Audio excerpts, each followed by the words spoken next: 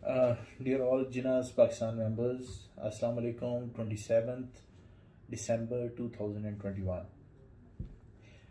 Balloting के बाद groups के अंदर जो थोड़ी बहुत हलचल है और कुछ लोगों के जहन में क्यूरीज हैं, तो मैं थोड़ा सा ब्रीफली कोशिश करूँगा कि आपकी जो माइंड में जो थोड़ी बहुत एम्बिग्विटीज़ हैं उनको हम क्लियर करने की कोशिश करेंगे।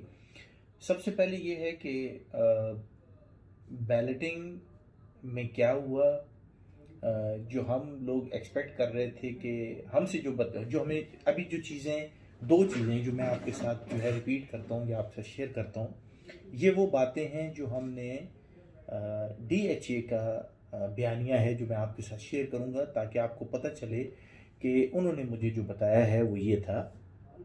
पॉइंट नंबर 1 कि बैलेटिंग के अंदर जो 5 मरला के अंदर 2008 से जो लोग इफेक्टिव थे उन्हीं लोगों का नाम आया है, और इसके अलावा बात का कोई बंदा नहीं हुआ, कोई डीलर ओब्लाइज नहीं हुआ।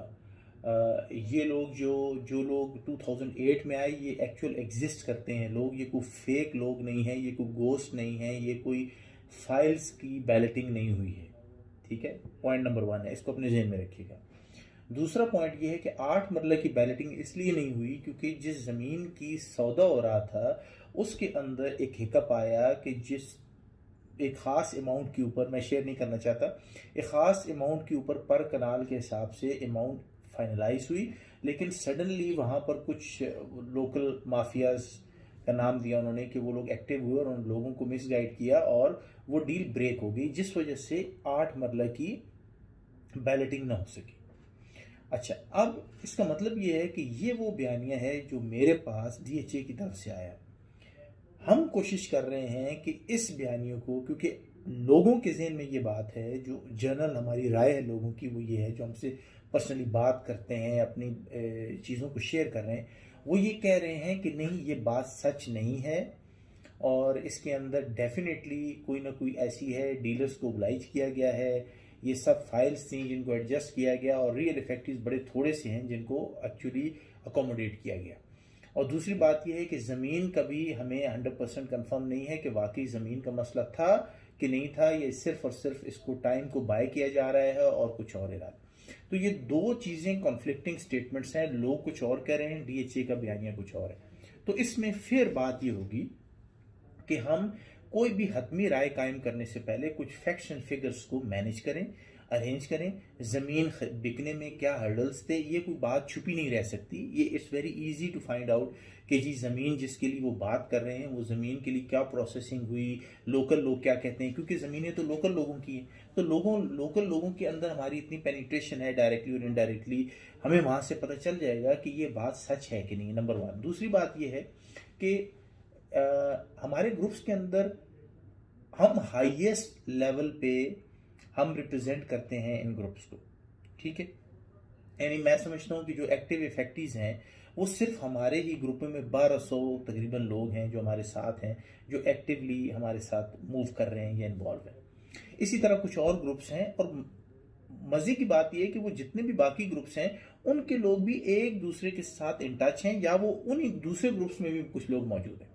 तो अगर कोई बंदा ये कहे कि कोई ऐसे फैक्ट्रीज बैलेटिंग में आए जो हमारे ग्रुपों में नहीं है, या वो जो है किसी दूसरे ग्रुप में नहीं है, तो ये थोड़ी सी बात ऐसी है जो मानने वाली नहीं है। इसका मतलब ये है कि अगर हमें 1160 बंदे की एक फिगर आती है तो उनमें से कम 800-900 बंदा ऐसा होना चाहिए जिसको हम जानते हों।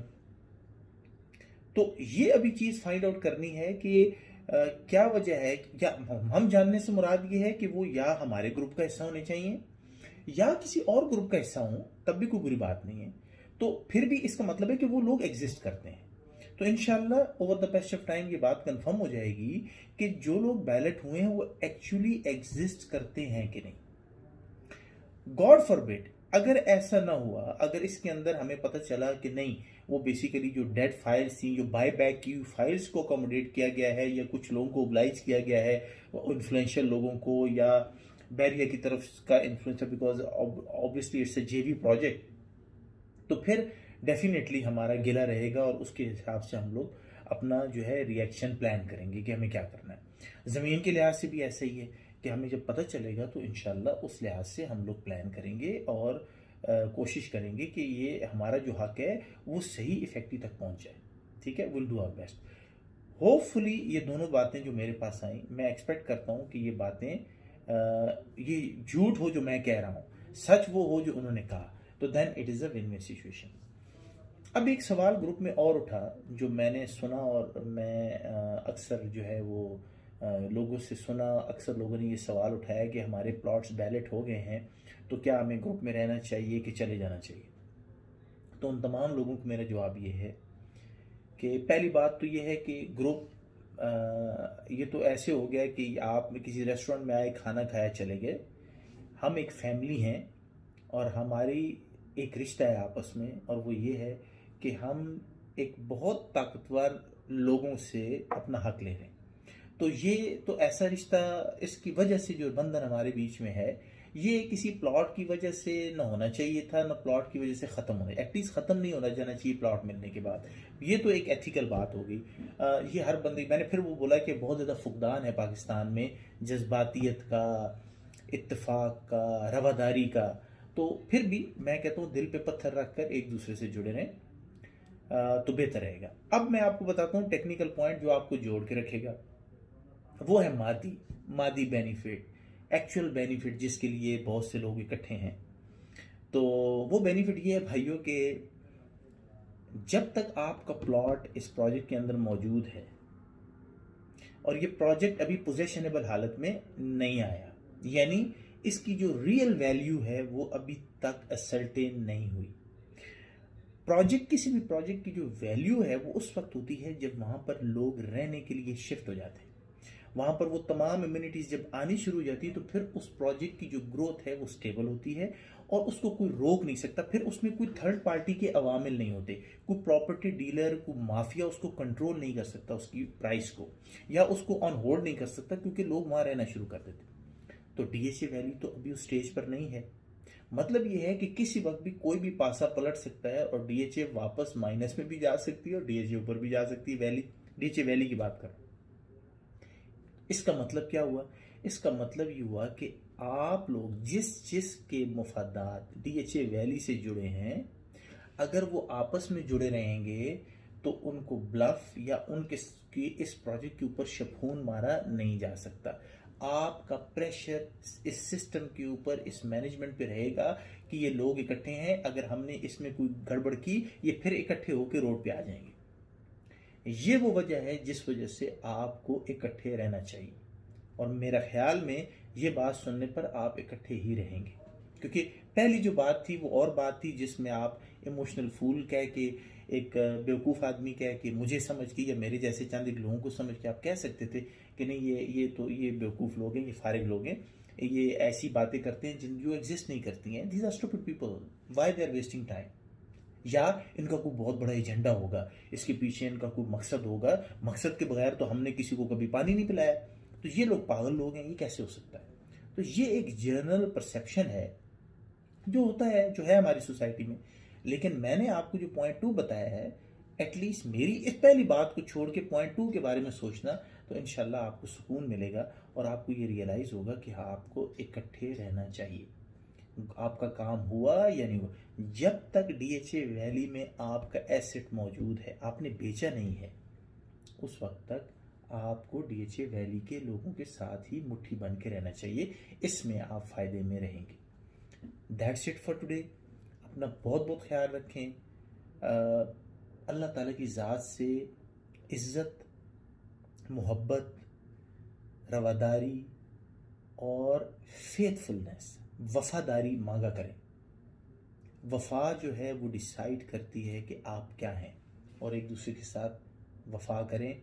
मुनव्वर साहब में हमारी एसीसी, जो कुछ इन लोगों ने किया, मैं बहुत ज़्यादा पर्सनली शुक्रगुजार हूँ मुनव्वर साहब का ऑन टॉप, और अपनी एसीसी बिलुमूम जितने भी लोग हैं, जो जो उनसे हो सका उन्होंने किया।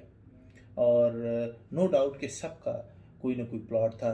कुछ लोगों ने ये भी कह दिया, जेंटलमैन लोगों ने, मैं बड़ा हैरानगी की बात है, उन्होंने अब तक ये एक जो पुराना एक बहरिया वालों का एक हुआ करता था एक स्लोगन के कामरान का तो यहाँ पर कुछ है नहीं, फिर भी ये आदमी जो है ना इसका काम है लोगों को इंस्टिगेट करना।